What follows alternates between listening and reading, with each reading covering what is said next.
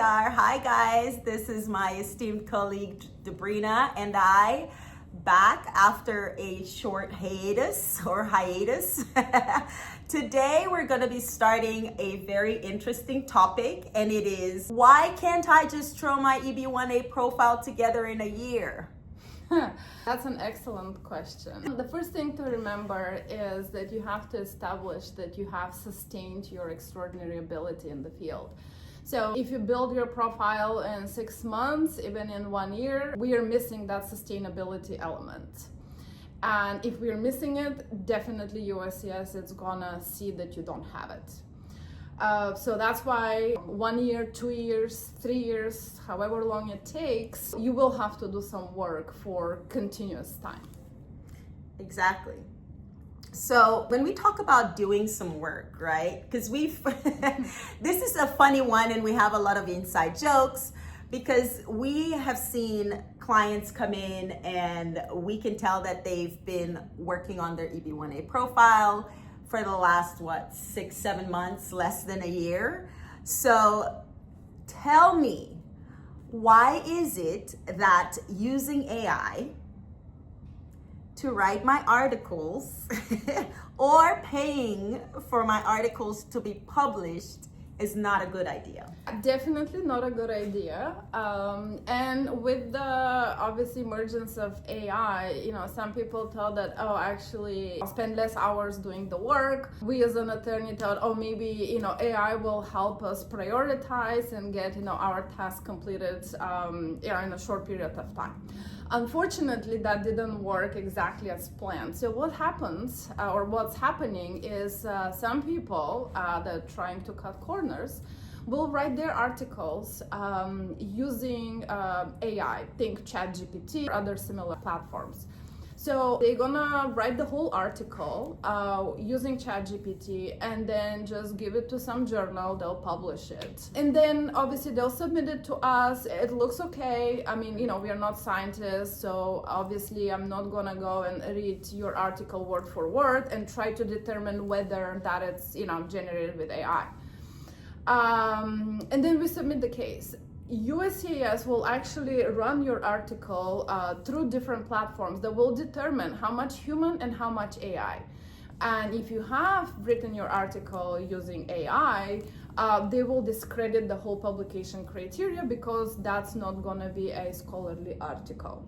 So now what we have to do is every time a client submits their article to us, either we ask them to give us a report, how much human, how much AI, or if they don't, we have to do it. So that's an additional basically step that we have to do, just to make sure that we're not submitting evidence that we know that will probably get dismissed or rejected by USCIS.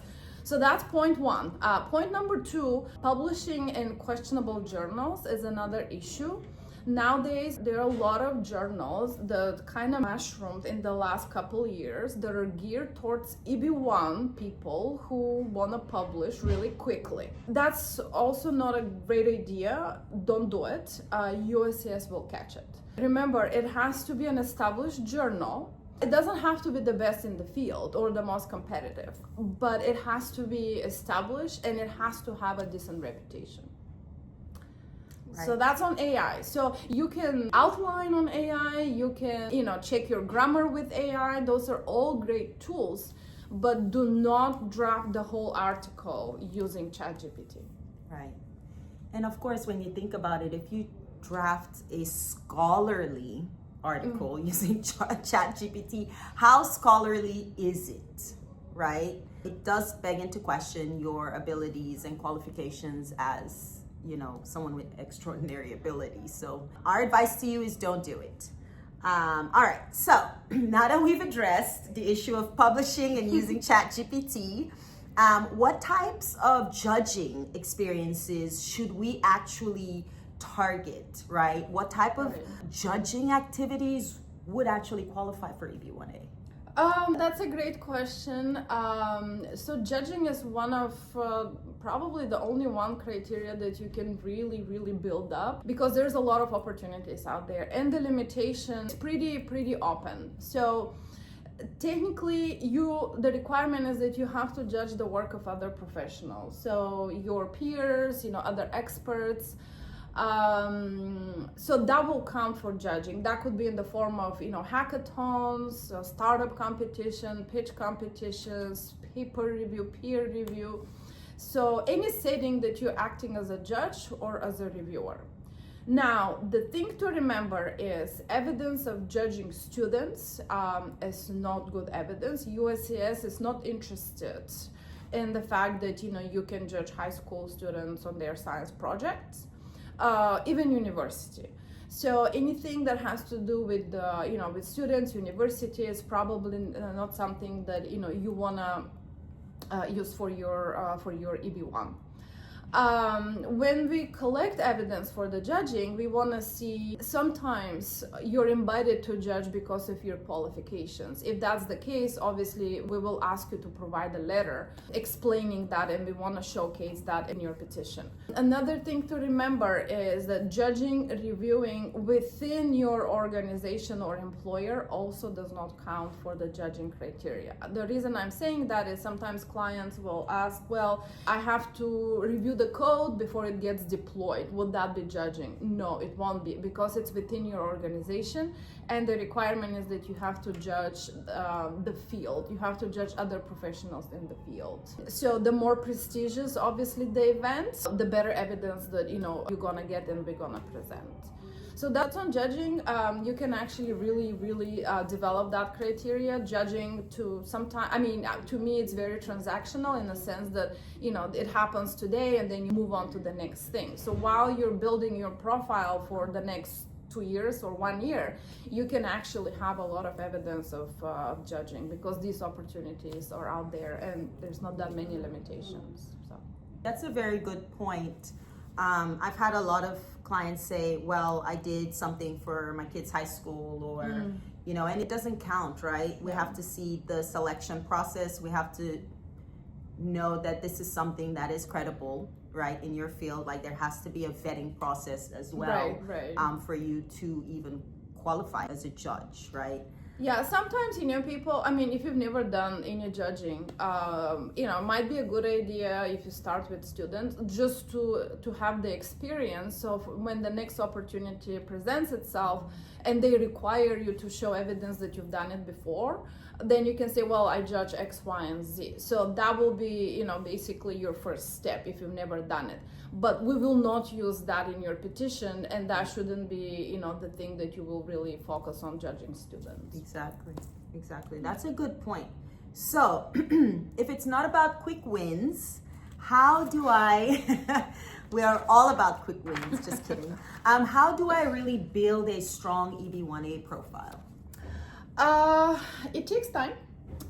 For some people, could take, if you do it right, if you don't do the shortcuts. It also depends where you at with your career. Sometimes the field that you're in also matters. But generally speaking, anything from 1.5 to 2 years is a reasonable time. For some people, could be longer. It just depends on what's happening in their career.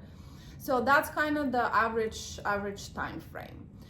Other tips to be, to do it effectively, not quick, but more effective. We want to see that, you've published quality articles in quality journals, as I already mentioned. So publishing in some journals that are of, questionable nature, it's not going to help you. If a journal tells you we're going to publish your article today, obviously that's a red flag. So you have to do your research in terms of what are the journals in your field, and what are the requirements to publish in these journals, and then how long it takes for them to publish your article. So that's one thing. While you're writing your articles and trying to figure out the whole publishing thing, speaking at conferences really gonna enhance your profile. And the reason is, if you're getting invited to speak and share your expertise with others, that means that the field in general is interested in what you have to do. Obviously, if they're not, you're not gonna get invited. and conference presentation, keynote speeches, webinars that you're hosting, panels, all of that goes really well with the final merits analysis of the case, and also showing that you're the expert in your field.